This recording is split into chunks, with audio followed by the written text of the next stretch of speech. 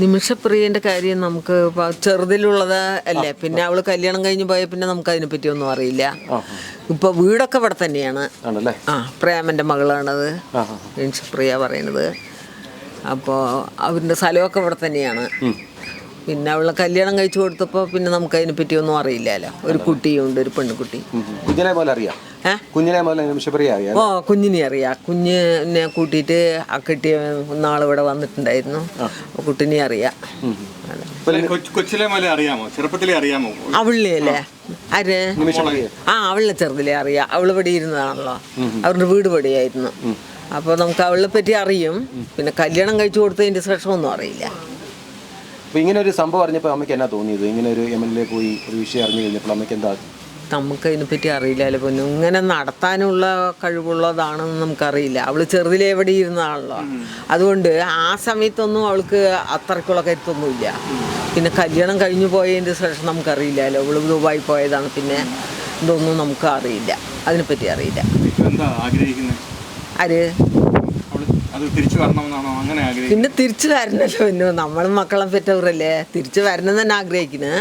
അത് പറഞ്ഞാൽ അവിടെ എന്ത് നടന്നെന്ന് നമുക്കറിയില്ലല്ലോ. ഇതിപ്പോൾ അത്രയും കരുത്തുള്ള ആളാണോ എന്ന് നമുക്കറിയില്ല.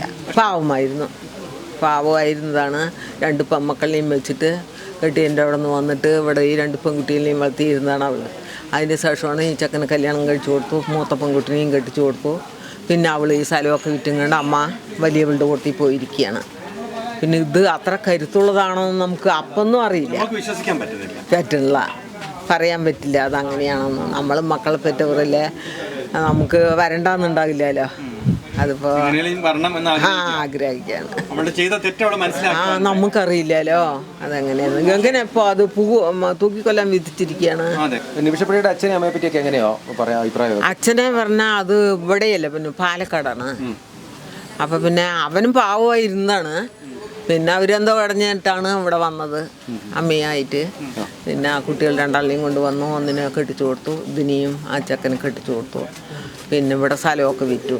പിന്നെ അവൾ മകളുടെ കൂട്ടി പോയിരിക്കുകയാണ് ഇപ്പോൾ, വലിയ മകളുടെ കൂട്ടി. അതന്നെ നമുക്കറിയുള്ളൂ.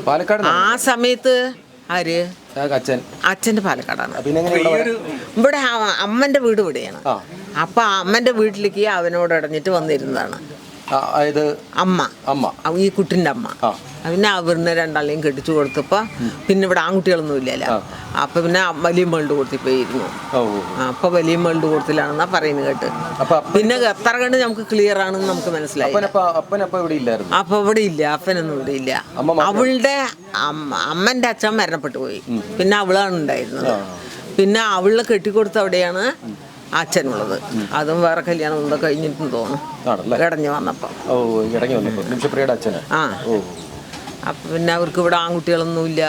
പിന്നെ അവള് വലിയവളുടെ കൂട്ടി പോയിരിക്കുകയാണ് ഇപ്പോൾ. നമ്മ എന്തെന്നാ പറയുക, സാഹചര്യം പറഞ്ഞാൽ ആൺകുട്ടികളില്ല ഇവിടെ. അച്ചാച്ചനും അപ്പനൊന്നും മുത്തച്ഛനൊന്നുമില്ല. പിന്നെ അമ്മ മാത്രമല്ലേ ഉള്ളത്. അപ്പം അവരുടെ സാഹചര്യം കൊണ്ട് ഓരോരുത്തരുടെയും പിടിച്ചു കൊടുത്തു.